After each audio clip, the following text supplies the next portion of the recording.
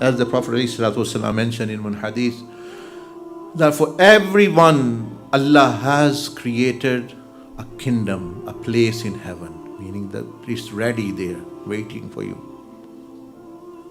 But on the other hand, it's true, for everyone there is a place in hell as well. There's no deficiency there. Now it's up to you. The ball is in your court. You are the decision maker. Allah said, I will help you. Do you do million mistakes? I will help you. Just turn to me.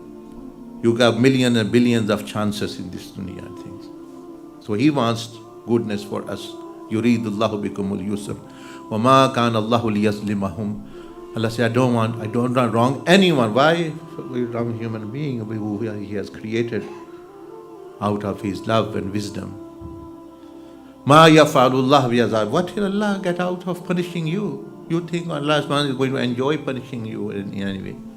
No, no one can benefit Him, no one can harm Him. He's beyond that. He's Subhan. He only wants to bless you. He chose, one creation, two creation, human beings or Jannah to be blessed, and we should actually try to qualify for that.